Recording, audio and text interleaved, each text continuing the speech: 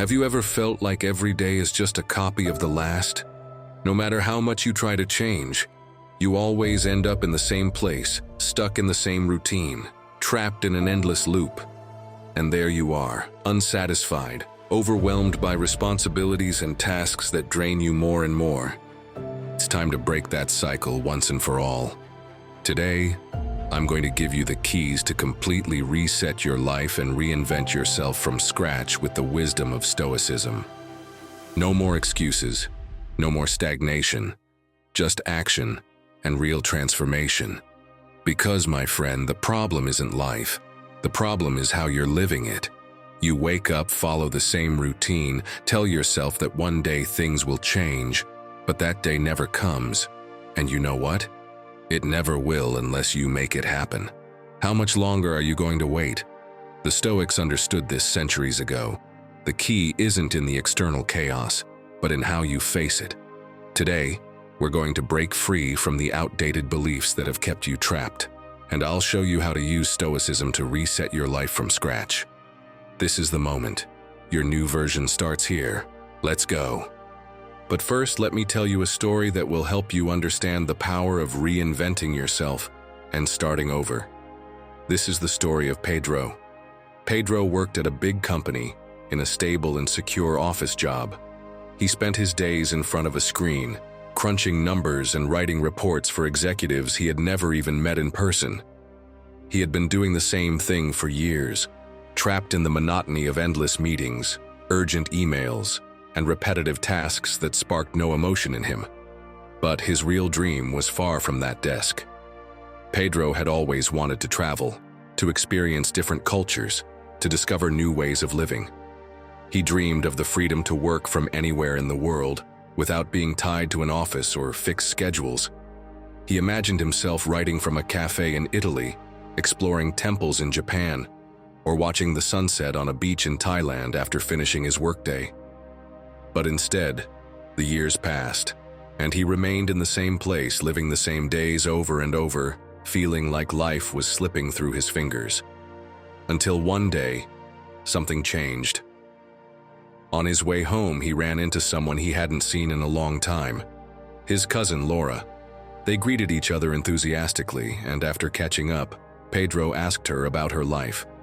Her answer left him speechless. "A few years ago, I completely changed my life," she said with a smile. "I'm a designer, and I travel the world while working with my clients." Pedro stared at her in surprise. He couldn't believe that someone he knew was actually living the exact life he had always dreamed of. Laura excitedly told him how her work allowed her to move from country to country without being tied to an office.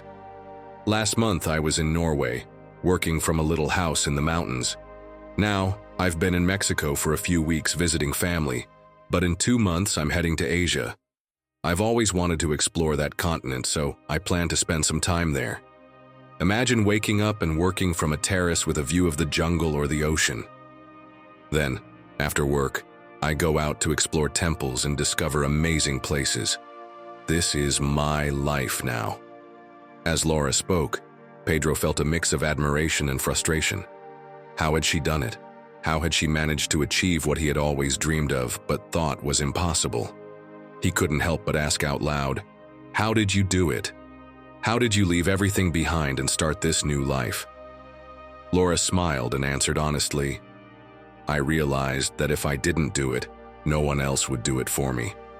I spent years waiting for the perfect moment, until I understood that it was never going to come. So, I made the decision to start with what I had."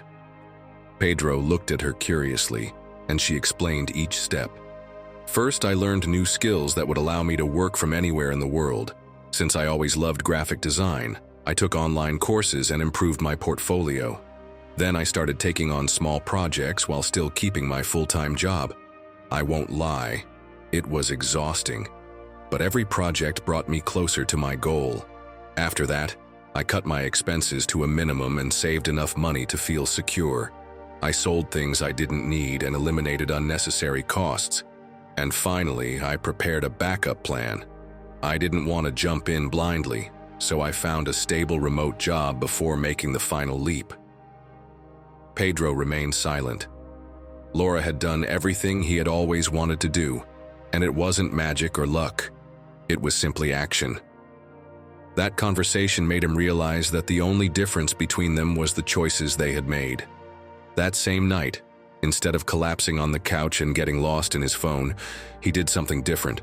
He searched for online courses to see how he could adapt his skills to a remote job. He created a savings plan to set aside enough money in the coming months. And like Laura, he also came up with a backup plan to make the transition smoothly. The first few months were tough. The excuses were still there, and fear tried to hold him back.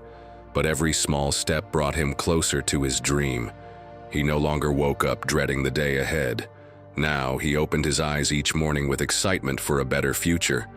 Until one day, the moment finally came. There he was, Pedro, at the airport with his backpack, a one-way ticket, and a spark in his eyes that he hadn't felt in years. And yes, he was scared. He knew there would be tough days, but he also knew it would be worth it. And you? How much longer are you going to wait? How many times have you let fear or routine steal your excitement for life? Today, I'm going to show you how you can completely reset your life, just like Pedro did, because no one is going to do it for you. If you want a new life, you have to go out and create it. Are you ready? Before we continue, if this content is helping you realize that it's time to reset your life, consider subscribing and becoming an exclusive member to access unique benefits. And tell us in the comments, what's the first step you're going to take to completely reinvent yourself? Or just type, I am Stoic. That way I'll know you're one of us. We want to grow together with you. Now, let's get started. 1. Clear out your old beliefs. Do you know what the biggest obstacle to changing your life is? Here's a hint. It's not your circumstances. It's not a lack of opportunities. It's what you believe about yourself. Think about this. If you had grown up hearing that you were intelligent and capable, if you had been raised with the certainty that you could achieve anything you set your mind to, how different would your life be today? But no. Maybe what you heard instead were limitations. You can't do that. That's not for you. Doing that is too risky. And without realizing it, you carried those words with you as if they were absolute truths, when in reality, they were just other people's opinions. The human mind works like an old storage room full of boxes. Many of them have been sitting there for years, collecting dust. Some contain useful memories, lessons that have helped you grow, but others are filled with limitations, fears, and excuses that don't even belong to you. Beliefs inherited from family, school, and society. Beliefs like, if you fail, it's because you're not good enough. At a certain age, you can't start over. If you don't have natural talent, don't even try. Do you realize how heavy those boxes are? And the worst part is that you're still carrying them without ever questioning if you need them. Do you think a Stoic would accept these invisible chains? Imagine Marcus Aurelius waking up every morning thinking, I can't be a good emperor because I wasn't born with a talent for ruling. Or Epictetus saying, I'm a slave, so I have no right to take control of my life. If they had thought that way, they would have never changed their destiny. But they did the exact opposite. They broke free from limiting beliefs and replaced them with unshakable principles. Epictetus couldn't choose his origins, but he could choose his mindset. And that's why his name is still remembered centuries later. Now tell me, how many of your own beliefs are holding you back without you even realizing it? How many "you can't do that" thoughts are stopping you from changing your life today? Try this. Write down 3 beliefs you have about yourself. Now, question them. Is this belief really mine, or did someone else impose it on me? Does it help me move forward, or does it keep me stuck? If a friend told me this about themselves, would I believe it or try to open their eyes? If that belief limits you, it's time to throw it out, just like you take out the trash every day. Change the way you think, and you'll change your life. Because every time you tell yourself, I'm not capable, I can't, that's not for me, you're reinforcing invisible chains. But when you decide to say, I'm going to learn, I'm going to try, I'm going to prove what I'm capable of, That's when real transformation begins. Clear out your mind. Get rid of old beliefs. Let go of what no longer serves you, because every limiting belief you remove creates space for new opportunities. And trust me, my friend, once you clear out the dusty old boxes, you'll see just how much room you have to build the life you've always wanted, but never allowed yourself to have. 2. Consistency beats motivation. A new project, an ambitious goal, a big change in your life. At first, everything feels possible. You feel that spark, that excitement that pushes you to take the first steps. But then, when the novelty wears off and the real effort begins, motivation disappears, and you fall back into the same old patterns. Have you ever wondered why you always start with enthusiasm but never make it to the finish line? Let me tell you where the problem is. You think you need to feel motivated to change your life, but if you rely on motivation, you'll never achieve anything truly worthwhile. Motivation is like a matchstick. It lights up fast, burns bright, but goes out in seconds. Consistency, on the other hand, is a whole different story, my friend. Consistency is the superpower of everyday life. It's like a bonfire. It starts with a small spark, but if you feed it daily, it becomes unstoppable. And if what you want is a complete reset, a real transformation, you don't need more inspiration. You need more consistency. Psychology has proven it. A study from Stanford University revealed that people who rely on motivation to take action are more likely to give up on their goals. On the other hand, those who focus on discipline and habits achieve lasting change. And do you know why? Because it stops being about whether they feel like it or not. They simply know their goals and do what needs to be done. Think about an ant. Yes, you heard me right. An ant. An ant doesn't wake up every morning wondering if it feels like gathering food or if it should rest a little longer. It doesn't waste time negotiating with itself. It just does what it has to do, day after day, no excuses, without waiting for motivation. And thanks to that discipline, that unwavering consistency, it builds shelters, survives harsh winters, and thrives in any environment. If an ant can do it, so can you.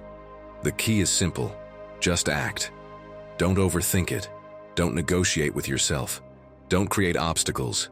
Just do what you know you have to do. Do you think the great Stoics waited to feel motivated before changing their lives? Zeno of Citium, the founder of Stoicism, lost everything in a shipwreck. He could have complained. He could have waited to feel better before taking action. But he didn't. He decided that his reinvention wouldn't depend on how he felt, but on what he did every single day. And that's how one of the most powerful philosophies in history was born. So tell me, how many times have you let a lack of motivation hold you back? How many attempts at change have faded away just because, at some point, they stopped feeling exciting? My friend, it's time to stop relying on motivation. Start building habits. Make it easy for yourself. If you want to write, start with just 10 minutes a day. Don't wait for inspiration. If you want to work out, set out your clothes the night before so there are no excuses. If you want to get better at something, practice every day, no matter how you feel. If you really want to reset your life completely, you have to do something different from what you've always done. And that means committing to the process, even when you don't feel like it. Because in the end, it doesn't matter what you do when you're motivated. What matters is what you keep doing when you're not. Now tell me, are you going to keep waiting for inspiration?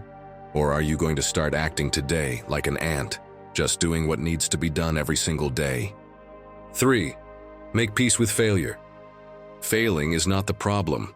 The problem is how you react to failure. Look at it objectively. Every time you fail, there are only two paths. Either you turn it into an excuse to give up, or you use it as a springboard to improve.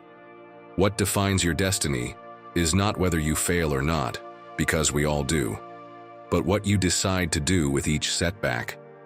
Think about that time you set out to start a project, but after months of effort, it didn't work out, and you convinced yourself that, you're not good at this, or that time you spent weeks preparing for an exam, But when the day came, nerves got the best of you, and you didn't get the result you were hoping for. What did you do afterward? Let me guess. You beat yourself up, told yourself you weren't good enough, and walked away from that goal, when in reality you were closer to achieving it than you thought. And here's the real issue. It's not failure that holds you back. It's the way you choose to interpret it. If Marcus Aurelius had believed that an emperor couldn't make mistakes, he wouldn't have been able to govern through crises and wars. If Thomas Edison had given up after his first failed attempts, the world wouldn't have the light bulb today.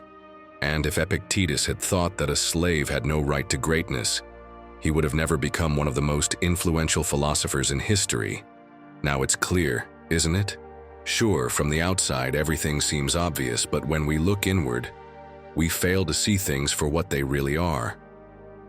My friend, the key is not to avoid failure, but to learn how to use it to your advantage. Think about this. Every time you fail, your mind gives you an ultimatum. You can take it as proof that you're not good enough, or you can take it as an opportunity to improve. The difference between those who reinvent themselves and those who stay stuck in the same place is how they respond to that ultimatum. There is a psychological experiment that proves this. Carol Dweck, a professor at Stanford University, conducted a study with children who were given difficult math problems to solve. Half of them, upon realizing they couldn't solve them, said things like, "I'm not good at this," and gave up. The other half, however, reacted completely differently. They said, "I don't understand it yet, but I'm going to try again." And with that mindset, little by little, they figured out the exercises. The difference wasn't intelligence, it was the way they viewed failure. And here's more. Years later, those same kids were studied again. Do you know which ones were more successful as adults? Of course, the ones who saw challenges as opportunities to improve, the ones who understood failure as a learning experience. Now tell me, how many opportunities have you let slip away out of fear of failure? How many times have you given up after a failed attempt when all you really needed was to push a little further? If you truly want to reset your life completely, you have to do something different. And that means changing your relationship with failure. Here are 3 rules that can change everything. First, every time you fail, ask yourself, what can I learn from this? But not to punish yourself, only to improve. Second, never let failure define who you are. You're not bad at something, you're just learning. And third, if something isn't working, adjust the strategy, but keep moving forward. It doesn't mean you can't achieve it, it just means you haven't found the right way yet. Make peace with failure. It's not your enemy, it's proof that you're moving forward. 4. Stop carrying what's already in the past. The past. That enemy that keeps hurting us over and over again, even though it's no longer here. We live chained to what happened, and the worst part is we don't even realize how much we're weighed down by things we can no longer change.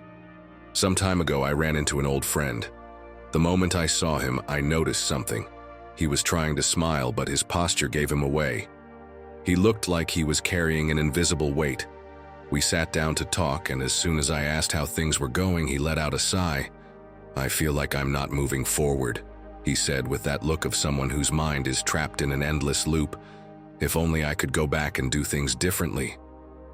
He told me how he was still punishing himself over a relationship that ended badly. He blamed himself, replayed every mistake, every wrong word, every poor decision. And not just that. He kept thinking about opportunities he never took, about choices that once seemed right but that he now saw as mistakes. I looked at him for a moment and said something that left him in silence.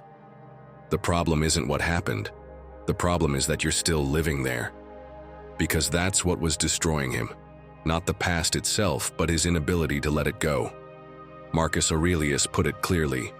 If something external pains you, it is not that thing that troubles you, but your judgment of it. And this you have the power to change right now. Do you realize how powerful that is? The past doesn't hurt you. What hurts is the way you keep reliving it in your mind. And the worst part is that carrying the past is like trying to run with a rope tied around your waist. Every time you try to move forward, it pulls you back. It won't let you progress. It won't let you reset your life. It traps you in an endless pause. And instead of cutting the rope, most people keep pulling on it, wondering why they're not getting anywhere. Until when? How much longer are you going to keep looking back, reliving the same mistakes, punishing yourself for things you can't change? I asked him that to make him reflect. Time passed and I didn't see my friend again for months. But when I did, I instantly knew something had changed.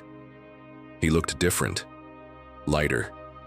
Like for the first time in years, he was breathing without that weight on his shoulders. "You dropped the backpack, didn't you?" I said with a smile. He nodded, and I realized I always had the option to do it. I just didn't want to accept it before. Because that's the truth no one likes to hear. The past isn't holding you back, you're the one still holding on to it. If you truly want to reset your life, you need to understand this. What's done is done. And it's not just a famous song, it's a fact. No matter how many times you replay it in your head, you can't rewrite it. But you can decide what to do from this moment forward. So here are 3 truths that can help you let go of the weight once and for all. The past doesn't define who you are. It only defines who you were. Today, you have the power to decide who you become. What happened no longer exists. The only thing left is the meaning you choose to give it. And know this, my friend. You will never move forward if you keep looking back. Let go of the rope. Cut the cord. Stop dragging what no longer belongs to you. So tell me, are you going to stay tied to what was, or are you going to start building what could be? If something is holding you back, share it in the comments. Take it as a commitment to yourself that today, finally, you decide to let it go. 5. Start over as many times as necessary. How many times have you told yourself that it's too late? How many times have you thought that after failing so much, there's no point in trying again? Well, I'm going to be very direct with you. That is the biggest lie you can tell yourself. It doesn't matter how many times you've fallen. It doesn't matter how old you are. It doesn't matter where you are. Do you know the only thing that does matter? How many times you're willing to get back up. And trust me, I know this firsthand. There was a moment in my life when I felt like there was no point in trying anymore. I had put everything on the line for a project, for an idea I believed in, and I failed. Not once, but multiple times. And with every setback, my confidence wore down even more. I reached a point where I asked myself if it was really worth continuing, or if I should just accept that maybe I wasn't meant for this. I remember one night in particular, after yet another failed attempt, I sat there in the dark with no motivation to keep going, with no strength to start again. I felt like a sandcastle destroyed by the waves, every effort wiped away before it could take shape. But do you know what I did in that moment? Once again, I turned to the Stoics. It's not because things are difficult that we don't dare, but because we don't dare that they are difficult. These words from Seneca hit me like a lightning bolt. How many times do we stop trying just because we convince ourselves that something is impossible? That realization completely changed my perspective. That was my turning point. I understood that I hadn't lost. The only real defeat would have been staying there, feeling sorry for myself. So, I tried one more time, and then again, and again, and with each new attempt, I learned. I improved. Until one day, what once seemed impossible started to take shape. And here's where science comes in. A study from Stanford University found that people with a growth mindset see failure as part of the learning process. To them, failing doesn't mean they're not good enough. It simply means they haven't found the right way yet. And those are the people who ultimately succeed. If you want to reset your life, you have to understand that you will have to go back to the starting point over and over again. And no, this is not a setback. Think of it as an endless reinvention, like restarting a level in that video game you love so much, or rereading that book that inspires you every time. My friend, as the Stoics taught us, a man is not defined by his failed attempts. He is defined by how many times he dares to try again. Every time you think about giving up, remember this. It doesn't matter how many times you have to start over. What matters is that you never stay stuck. Every new beginning is proof that you still believe in yourself. And that, my friend, is the only thing you truly need. 6. Don't let anything external control your mind. Tell me, who is in control of your life? Think about it for a moment. Don't answer instantly. Because if your mood depends on what others say, if your peace is shattered by one negative comment, if you change your decisions out of fear of what people might think, then you are not the one controlling your mind. And the worst part is that most people live this way, like ships adrift, tossed around by every wave that hits them. One bad day at work and their mood crashes. One criticism and their self-esteem crumbles. One small adversity and their whole world falls apart. How many times has this happened to you? Think about that friend who always says, "I'm in a bad mood because my boss is useless," or "I can't be happy because my partner doesn't understand me," or that relative who at every Christmas dinner complains about how the government, the weather, or the economy is ruining their life. From the outside, it's obvious, isn't it? These people have handed over their peace and happiness to external factors, as if they had no control over their own lives. But tell me, do you think a Stoic would accept living like this? Imagine Seneca in a session at the Roman Senate, surrounded by political rivals trying to discredit him. They throw accusations at him, mock him, try to provoke him. Many would have responded with anger. Others would have felt humiliated or defeated. But what do you think Seneca would have done? Would he have shouted louder than the rest, insulted them back? Ah, my friend, of course not. You and I both know that Seneca would have simply observed them, maintaining his unshakable calm.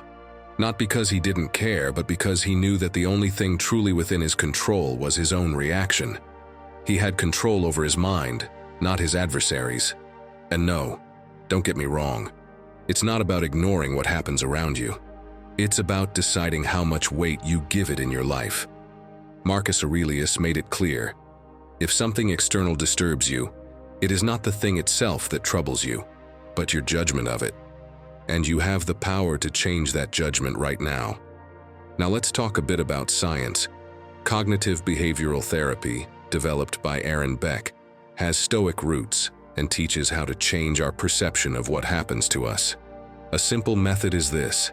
First, identify the thought that is bothering you. Ask yourself, what story am I telling myself about this situation? Then, question it. Is this just an automatic reaction? Am I exaggerating the problem?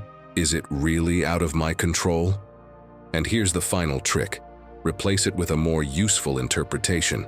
Instead of saying, "This ruined my day," say, "This is just a temporary inconvenience that does not define my life."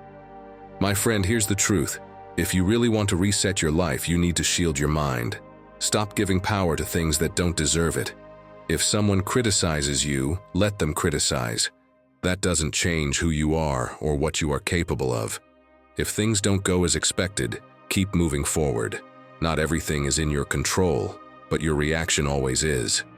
And if you ever feel that something external is controlling you, stop and ask yourself, why am I giving this so much power? Nothing external should have control over you. You decide, now and always. So tell me, are you going to keep letting external things dominate your life? Or are you finally going to take back control like a true Stoic? 7. Surround yourself with the right people. I'm going to tell you a story that didn't start well. A story of poverty, abuse, and an environment that seemed to dictate a hopeless fate. It's the story of a little girl who grew up surrounded by scarcity. She lived in a dysfunctional home, surrounded by people in constant conflict, who only talked about how hard life was, how impossible it was to change the future. No one around her was trying to prosper, and even less so, to dream big. No one had aspirations. No one expected anything better from life. And so, she began to believe that her life was already written. And who could blame her? When everything around you screams limitation, you end up believing that's your only path. When you grow up hearing people like us never get far, it's not worth trying, and that's just how life is. Your mind fills with invisible barriers that prevent you from seeing beyond. For years, her days reflected the environment she lived in. She spent her afternoons watching meaningless TV shows because no one in her house talked about books or learning something new. No one around her spoke of opportunities or the future. And when she went out, she did so with fear because all she saw on the streets were problems and crime. Everything around her told her that life was just about surviving. But one day, something changed. Someone saw her potential and encouraged her to try something new. At first, she doubted it. Me? What for? But deep inside, a part of her had always felt there could be something more. So little by little, she started making small changes. Instead of wasting her afternoons on distractions, she started reading. For the first time, she saw in books something she had never seen in her surroundings, the proof that other ways of living existed. Instead of surrounding herself with negative people, she started seeking conversations with those who had ambitions, who talked about growth instead of limitations. She began surrounding herself with different people, people who didn't stay trapped in misery but worked for something greater. And as soon as she changed her environment, her mindset changed as well.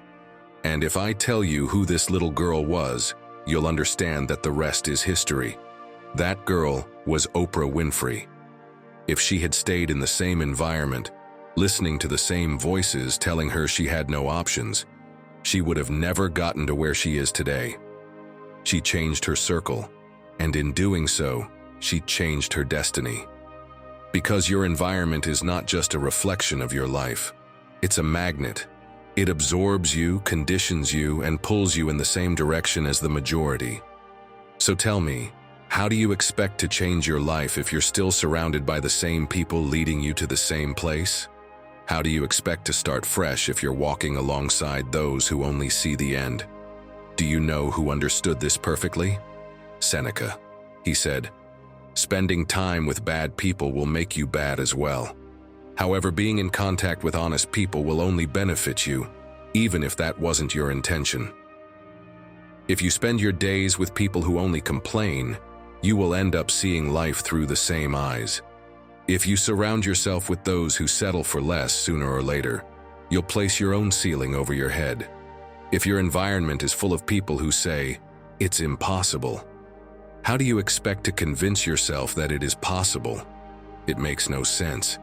It's like trying to swim with an anchor tied to your foot. No matter how hard you fight, the weight will pull you down. So how do you change this? Start by observing. Look around and ask yourself, the people I spend time with, do they push me forward or do they hold me back? Then, seek out environments where people have the mindset you want to develop. If you want to grow, surround yourself with those who think big. If you want to learn, seek out those who never stop learning. If you want to be strong, build strength alongside those who never give up. And one more thing, don't be afraid to distance yourself from those who hold you back. It doesn't mean you hate them. It doesn't mean you despise them. It only means you've decided to grow. Because if Oprah had never changed her environment, her story would have ended the way it started. But she made the decision to surround herself with the right people, and the rest is history. So tell me, what story are you going to write? One of complaints and misery, or one of growth and ambition? 8. Don't fool yourself, complaining is not your friend. If complaining actually solved anything, the world would already be perfect, don't you think? Sometimes it feels like complaining is the national sport. Everyone does it all the time. But tell me, have you ever changed your life just by complaining? Think about it. There's nothing easier than sitting down and saying, "This is unfair. Things shouldn't be this way. If I were luckier, everything would be different." But while you're talking, nothing changes. While you're complaining, you remain stuck in the same place. Imagine you have a glass with a small hole at the bottom. Every time you complain, it's like trying to fill it with more water, expecting that at some point it will stay full, but it never does. Because complaining is a constant energy drain. Everything you pour into it is lost. And here's what no one tells you. The more you complain, the more you train your brain to keep doing it. Neuroscience has proven it. When you complain constantly, the neurons that activate those thoughts reinforce each other. It's like a muscle you work out every day. Over time, it becomes stronger, more automatic. Without realizing it, you turn complaining into your default response to any problem. But don't panic, because the opposite is also true.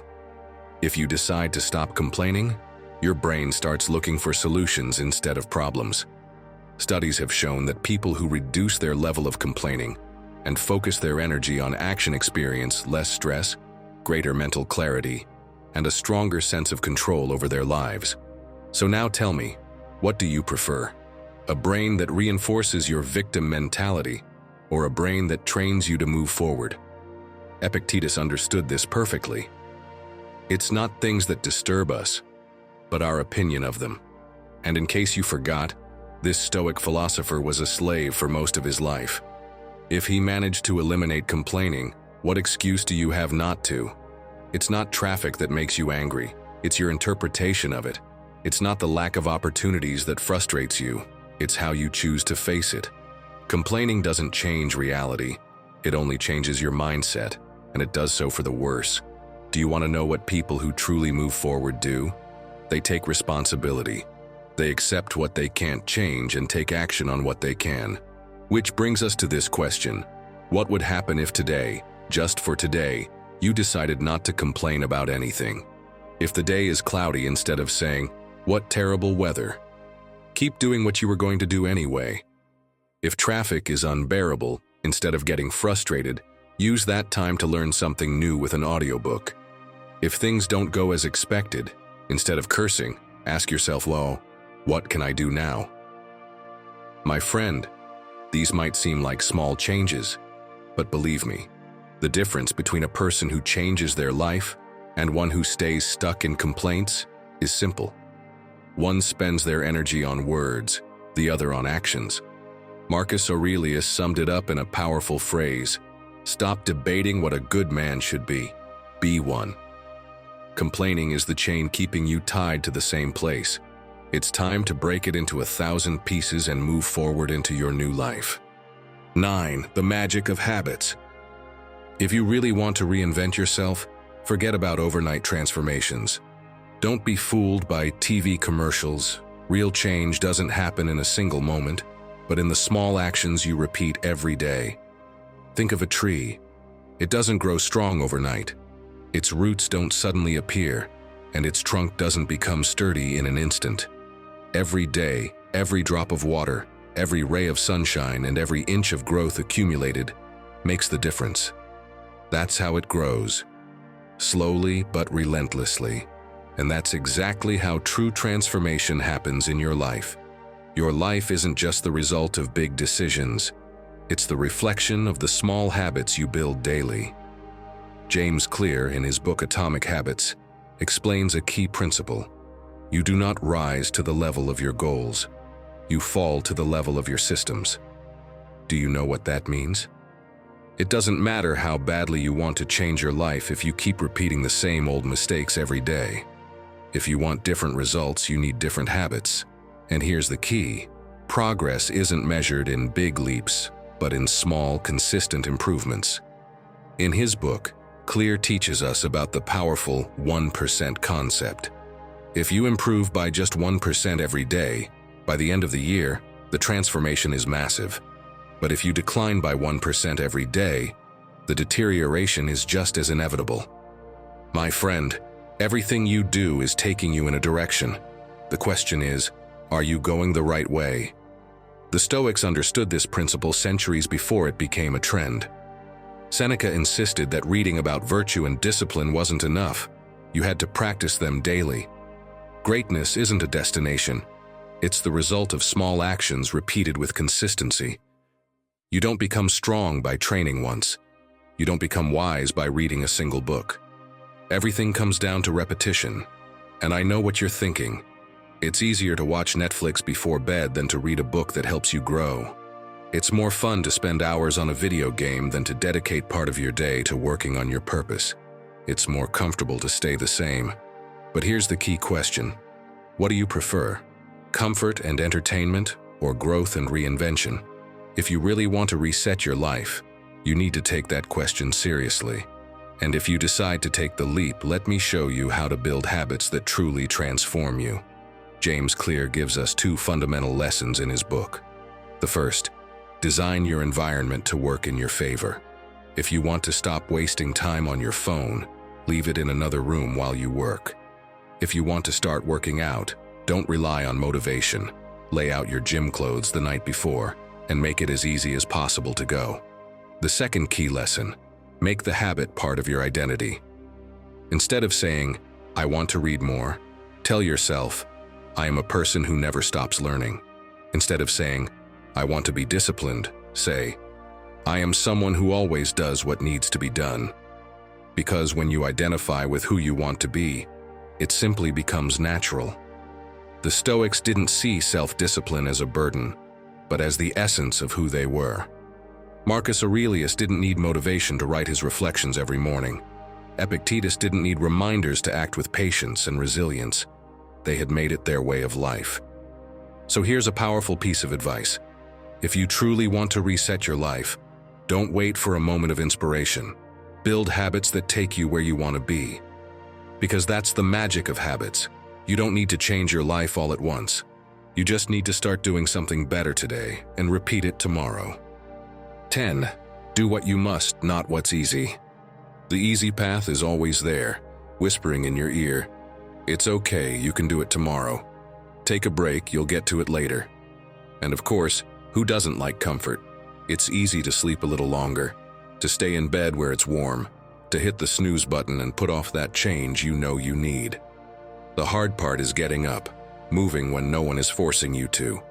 But there's something you need to understand. If you always choose what's easy, your life will become difficult. Have you heard the saying, "Easy choices lead to a hard life. Hard choices lead to an easy life"? Because discipline is not a prison, it's freedom. The Stoics knew this well. Epictetus said, "If you wish to improve, be prepared to be ridiculed, hated, and seen as crazy. But don't let that stop you." Because the world is full of people looking for shortcuts and instant rewards. And do you know what's ironic? They're the same ones who later wonder why they don't have the life they want. But tell me, do you want to be like most people? My friend, doing what you must, even when you don't feel like it, is what separates you from the rest. Think of the sculptor Michelangelo. Did you know he didn't like painting? Yes, you heard that right. The genius who painted the Sistine Chapel didn't enjoy painting. He always said his true passion was sculpture. And yet, he spent 4 years painting the ceiling of the Sistine Chapel. Frustrated, angry about having to do it. But he did it. He did what he had to do, not what he wanted to do. 4 years of discomfort, of back pain, of fatigue from the paint dripping into his eyes. Do you think he woke up every morning eager to climb scaffolding and spend hours in an uncomfortable position? But he did it, because he knew that the masterpiece he was creating was worth more than his temporary discomfort. And now tell me, what excuse do you have for not doing what you know you must do? If you truly want to reset your life, you can't keep avoiding what's difficult. The hard path is the way forward. Here's something that might help you on days when motivation fails you. Change your mindset. Stop waiting for motivation. If you've committed to training, studying, working, do it no matter how you feel. Also, tackle the hardest task first. What you avoid the most is what will help you grow the most. Once you get the difficult part out of the way, everything else will feel lighter.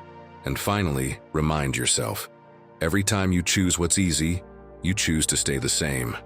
Every time you choose what's hard, you choose to move forward. Marcus Aurelius understood this perfectly.